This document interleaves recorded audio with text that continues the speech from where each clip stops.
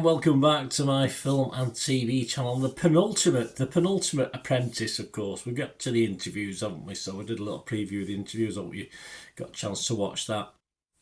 I talked a little bit more about the candidates, had poked a little bit of fun. That's what it's all about. It's a bit of fun. It's take things too seriously. As we're left with 2 boys and 3 girls, of course. I did predict we would have one of each in the final. So yes, I'll tell you that sort of came true. I did foresee that. Not necessarily the right 2, but we did predict it would be after sort of the girls dominated over the last few seasons. I think we get one of each this time. And of course, the candidates' business plans go under the microscope, and it does amaze me every year just how poor some of these business plans are. If you don't know how to put a business plan together, I mean, some of these people run businesses. The lack of knowledge is incredible, considering some of these people run successful businesses with profits. It's unbelievable to me that the lack of care that goes into this business plan, because at the end of the day, they know it's all going to come down to this with the interviews. So, you can spend a little bit of time putting this business plan together and using other people's experience. It's not all about what you know or what you don't know. You've got to take advantage of other people as well. Surely, when you work in business, you get to know people. You can take on board and take help if need be, and advice. There's nothing wrong with that. Of course, last week we had the surprise exit of, I thought, the favourite for this show, and the bookie's favourite for a long time, Mia, of course. So I thought it was anyone's prize after that disappearance of Mia. I did have a top 5 based on the performances in The Apprentice, not necessarily on their business. We found out a little bit more about that this week, didn't we? Of Chizola, Amber Rose, Anissa, Jordan and Dean right at the bottom. The odds of these 5 to make the final 2, Jordan was the firm favourite. Did surprise me a little bit, 4-6. Chizola was next, which didn't surprise me particularly, without knowing too much about a potential business plan. Was evens. Anissa was 11-8, Amber Rose 13-8, and Dean was the outsider, 9-4. In the house before they went to, of course, for the interviews, some bold claims. Dean said next year I'll be turning over $1 million. Go for it. Air conditioning is the future. Well, it probably is. He's the best in Essex. His company, that is, for Dean. Amber Rose was talking things like 30,000 turnover per franchise. Anissa, she got 12 A-stars, Anissa. Yeah, clever girl. And Bombay Pizza, the one she was eating looked really nice. I must admit, I fancied one, just looking at it. We'll talk about that later, because one of the interviewers bought one, didn't they? Mike, wasn't it? 3rd year profit over 100,000, 5-year 3.6 million. Oh, I'm sure Sugar's counting his money now. Chizola, annual revenue year 5 over 1.3 million, but sadly her business is only a concept. It's not something she's ever experienced or tried to do herself. Jordan, again, very bold claims for his turnover, which we'll talk about later. 1 million revenue by year 2. If you know where he's starting from, that was very bold.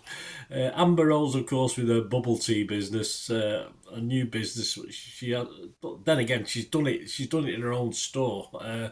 We'll find out a little bit about that. But she was saying by 2029, 1.734 million. Now I always cast doubt on numbers like that. I mean, 1.7 or 1.75, but 1,734,000, you've got to always cast doubt. There's just pie in the sky. She's just plucking figures out from anywhere, which is bound to sort of fall back on her really and go against her. She did say she was bound to be successful because of her social media following. Well, there you go. Well, there's a bloke who had a massive social media following, did quite well on Eurovision, didn't he, a couple of years ago with his Spaceman song, because he had such a following. He almost won it. In fact, he would have won it if the Ukraine hadn't been invaded by Russia. So perhaps she can work on that. If she doesn't get Alan Sugar's 250,000. These are my thoughts at the time, guys. These are what I'm thinking as I'm watching the programme, rather than know what's going to go on at this stage. And onto the interviews at 22 Bishopsgate, which is the tallest building in London. I've seen it, I've never been in it.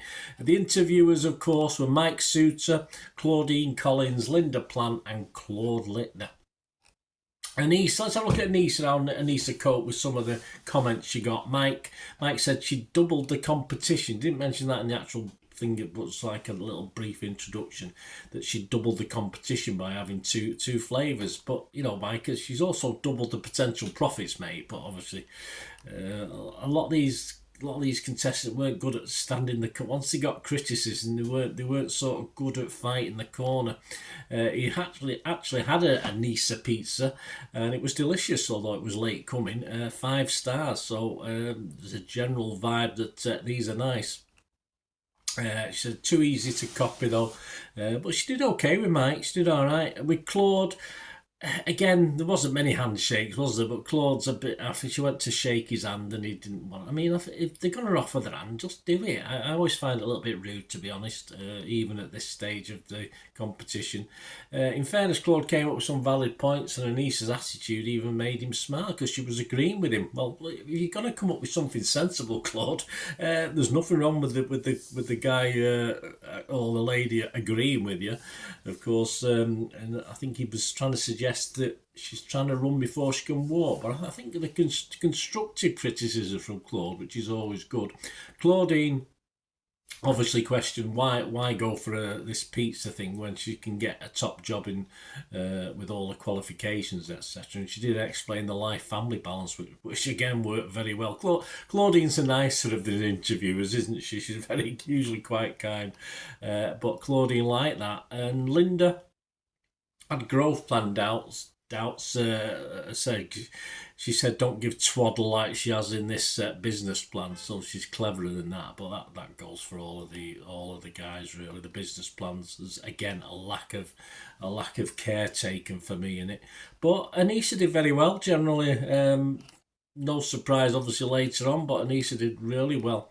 Amber Rose, Claudine says has she done this to boost her fame on social media? Well, to do both, surely, Claudine. The bubble tea kiosk, said Linda, in her store. 1,500 bubble tea stores across the UK, so there's nothing unique of it. I've never even heard of a bubble tea store. Well, that's possibly a reflection on me being an old fart, perhaps. I don't know.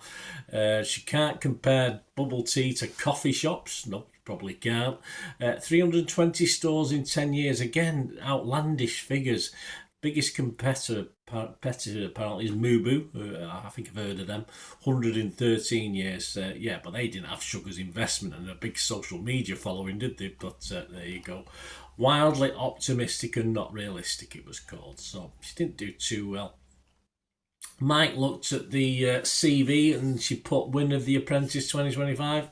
No need for that. That's poor, really, from Amber Rose. A split cup is not unique, it's an original, no innovation there. Mike always finds these things, doesn't he? He found someone else doing it. Claude said she's actually stopped selling bubble tea. Yeah, a spacing issue. She didn't really have a great answer apart from lack of space, but Claude was a bit confused. I was a bit confused. I think we're all a bit confused. If you're doing well with something, make sure something else goes by the wayside. I don't understand the logic of stopping that. She did say it was because they want to create another thing, but stop it when you do that. Don't stop it now when it's making you if it's making you money. But again, we'll find out a little bit more about that later on. Jordan, Claudine commented about the Piccadilly Circus costing 250 grand for 1 week. Well, that's Sugar's investment gone in 1 week, hasn't it? Claude, 15 pages, half rubbish. So, in other words, half of it is not rubbish then. So that sounds all right to me. 1,000 per day he charges. Yeah, lucky him. But again, another one whose turnover isn't great, so we'll still know where that's gone. Obviously not had a lot of work. Jordan had some fight in him, though, which I quite liked. But Claude said he hasn't enough to go on. And that, again, another poor business plan. Mike said on the website he misleads about working for top brands. I mean, I've seen that myself on social media where guys do little things and they haven't necessarily got it. They just do it as a self-promotion thing to show what they could do. So it is done, but of course, yes, it is a little bit misleading. But hey, when you're small, can probably get away with things like that, which he wouldn't get away with of course, if he gets larger. Linda called the business plan a car crash. Again, just poor business plans. They don't learn. I mean, even if you don't think. I mean, if you watch, I'm sure you watch old ones, and you know the business plan is so vital, and yet they all seem to fall badly on it. Dean, yeah, let's go on to Dean. Flaws in the business plan. Never written one before. This he claimed. Well, surely you get. This is it. You get some help. The whole process hinges on it. Claude sort of questioned the UK expansion, the feasibility of that. Hopeless business plan, a woeful business plan, he called it. Mike asked about climate control. Obviously, I think Dean was talking climate change. It's a nervy thing. I mean, I probably stumble myself. I stumble for words myself. I mean, it's so much pressure. But yeah, I mean, surely he knows it's climate change, not climate control.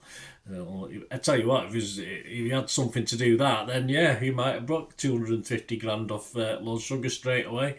Winter is getting shorter. There you go. Yeah, I mean, not here in Manchester, it ain't. Dean, you sell air conditioning. Check up on your facts about climate change and stuff like this. But I think Dean does as little as possible. He's just a hands-on guy. Leaves everything to his accountant, apparently, but. It's a bit worrying when you run businesses and you know so little about certain things. And of course, Mike found the dildo on the AC unit. Well, as Dee said, they were working in a sex shop. Well, at least he probably didn't have it on his banner headline, did he? He just had it on his social media pages. Give the lad a poor break, Mike. He could have put it on his firm's promotional brochures, etc. Linda mentioned the 250 grand. And he said he doesn't really need it. He's making profits now. It's just, he said it was a safety net. So there you go. Dean sort of agreed with what Linda was saying. And Claudine, of course, liked Dean's family story, which was always going to come to the fore, isn't it, with his 2 kids and his wife. Chisola, well, Linda said entering a market where companies already do it. Chisola gave up without too much fight, in fairness. Yeah, fair cop, Linda. Claude said the whole proposition was absurd, nonsensical, and she didn't really even try or come that anywhere near convincing him otherwise. Claudine got the first tears of the programme when Chisola, of course, talked about a mum, which Claudine liked as well. Mike brought up the dating apps the investor would have to pay as well. I don't think the investors are going to pay to go onto that sort of... No, well, might go on to pay to go on a dating app. I'm not sure. In the mail, I'm not too sure. A lot of those people knew too much about dating apps for me, but some admitted they did and some admitted they don't. But anyway, yeah, to sum up, as ever, very hard to gauge for me. The two to come out the best, I thought, at that stage, as I said, this is live, I thought Anissa, and really the others are a bit up and down. I thought Anissa stood out for me. The boardroom, of course, Sugar and his interviewers, and Anissa did well, as we thought, so I did say she's looking as set for the final. Jordan, a lot of love for Jordan, notice. Well, he was the baby in the process, wasn't there? Amber Rose didn't do too well. Doubt she's made it. Eurovision 2026 it is then, Amber Rose.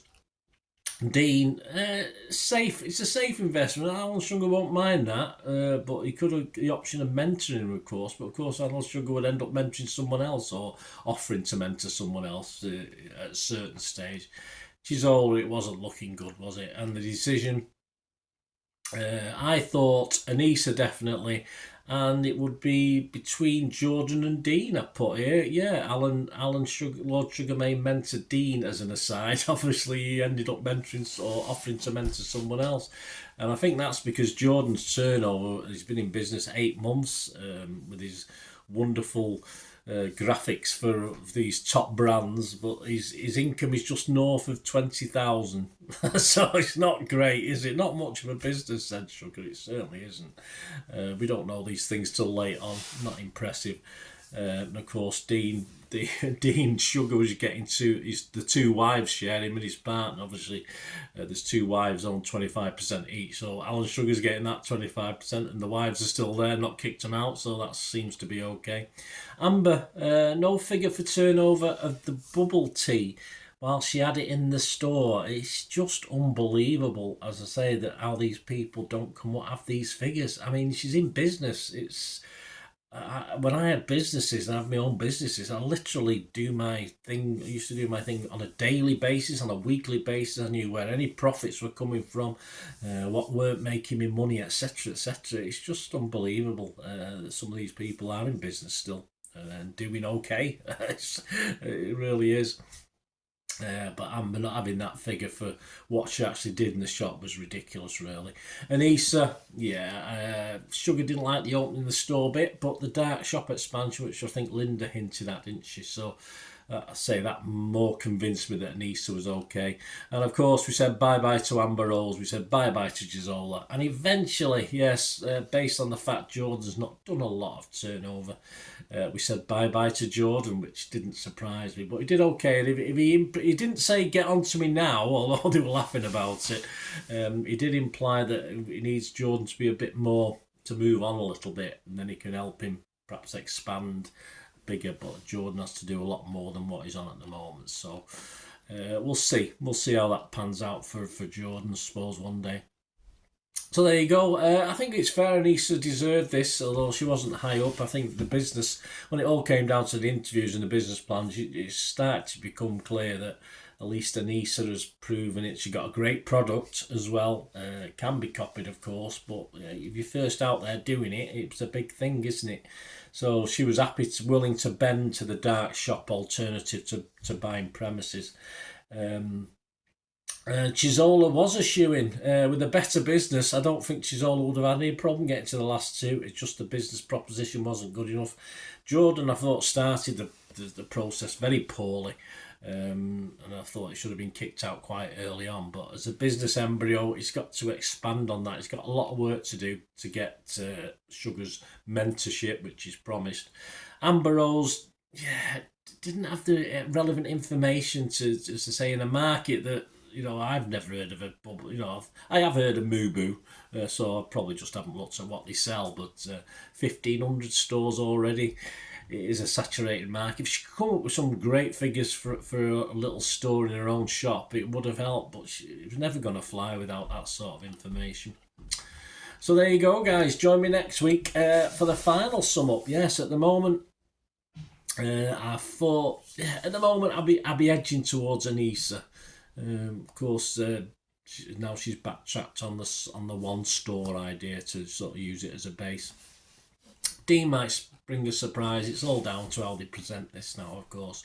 But again, yeah, they're both in there. They're both making money at the moment, so they're both interesting propositions. It's whether Lord Sugar wants a barrow boy, a guy doing air conditioning, which is sounding very exciting, or enter. I don't know how much he's involved in the food trade, Lord Sugar, but I would just put Anissa ahead at the moment. But we'll see next week. We'll have a chat about that. Oh, you enjoyed this, guys. Let me know your thoughts anyway, and if you think the right two have got there. As I say.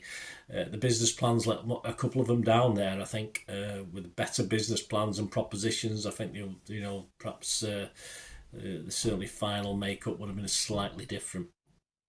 Yeah, let me know what you think, guys. Great to hear your views, of course, as ever. Hope you've enjoyed this. I've tried not to be too serious at times. I thought Amber Rose grew on me, as you know. So any criticism I've got Amber and having a bit of fun at her expense. But I did like Amber Rose by the end. I didn't like her when she started off, but I did quite like Amber Rose by the end. So it's only a bit of fun, and perhaps she can sing. I'd vote for her. Simple as that.